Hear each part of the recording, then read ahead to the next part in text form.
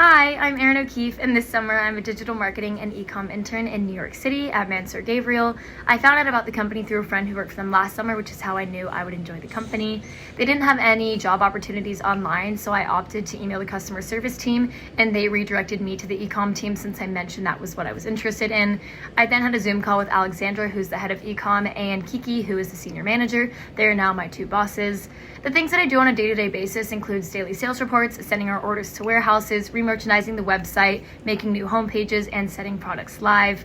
My favorite thing about working here is that I'm the only intern, so I've gotten to really know everybody in the office. And I would say the biggest takeaways I have is always being willing to come in early and stay late to show that you care about the company, always being willing to help out other departments no matter how busy you are, and always being very kind and nurturing your relationships with people because you never know when you'll see them later down the road.